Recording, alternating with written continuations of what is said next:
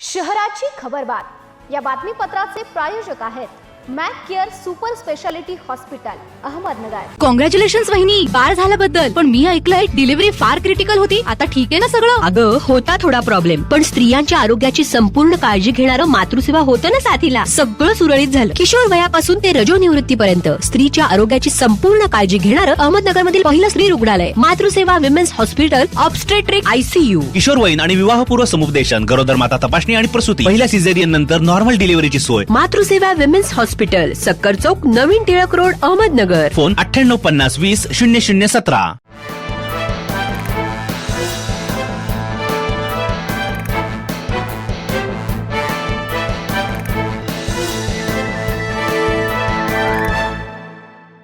नमस्कार, मी साक्षी। न्यूज 24 सह्याद्रीमध्ये तुमचं स्वागत।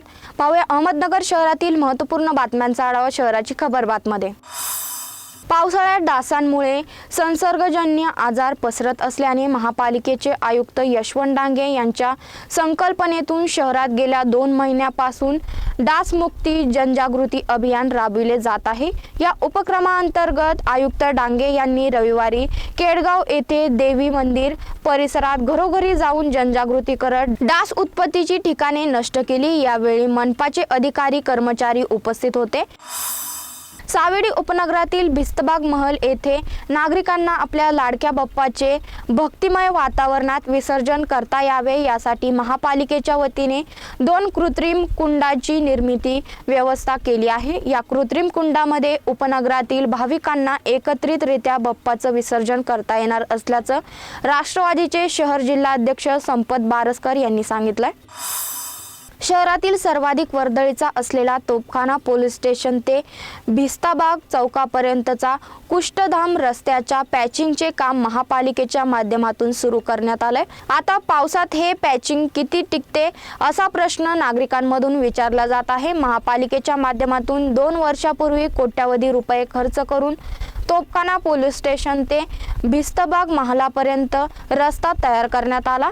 मॉडेल रस्ता म्हणून तो ओळखला जाऊ लागला। पुढील वर्षभरात मात्र या रस्त्याचं पितळ उघडं पडलंय। रस्त्यावर जागोजागी खड्डे पडले। मनपाने त्यावर केवळ मलमपट्टी केली आहे। शहरात उपनगरात रोड रोमियोंनी उच्छाद मांडला असून दुचाकीवरून जाणाऱ्या मुलींना रस्त्यात अडवून त्यांची छेड काढली जात आहे। त्यामुळे पालकांमध्ये भीतीचं वातावरण आहे। पोलिसांनी रात्रीच्या वेळी गस्त वाढविण्याची मागणी नागरिकांमधून होत आहे। दुचाकीवरून जाणाऱ्या महिला व मुलींचा पाठलाग करून वाहने आडवी लावून भर रस्त्यात मुलीची छेड काढण्याच्या घटना अलीकडे वाढल्या आहेत। सध्या गणेश उत्सव सुरू आहे। शहरातील एका गणेश मंडळाने कार्यक्रम आयोजित केला होता। हा कार्यक्रम पाहून घरी परत जात असताना मुलीचा मोटारसायकलवरून आलेल्या दोघांनी पाठलाग केला। त्यानंतर दुचाकी आडवी लावून मुलीला शिवीगाळ करत तिची छेड काढण्याचा प्रकार शुक्रवारी सायंकाळी 10:30 वाजेच्या सुमारास घडल्या प्रकरणी दोघांविरोधात तोफखाना पोलीस ठाण्यात गुन्हा दाखल करण्यात आलाय। शहरातील पिंजार गल्ली येथील रेठा मशी ट्रस्टला महापालिकेने वाणिज्य दराप्रमाणे कर आकारत त्यावर शास्ती अशी एकूण 11,26,000 रुपयांची कर पावती दिली होती। धार्मिक स्थळांचा व्यावसायिक कारणासाठी वापर होत नसेल तर त्यांना वाणिज्य कर लावता येत नाही। ही बाब शिवसेनेचे माजी नगरसेवक बाळासाहेब बोराटे व ट्रस्टी यांनी मनपाच्या निदर्शनास आणून दिल्यानंतर हा कर कमी करण्यात आलाय। शहराची खबरबातमध्ये इथेच थांबतोय। तुम्ही पाहता न्यूज 24 सह्याद्री।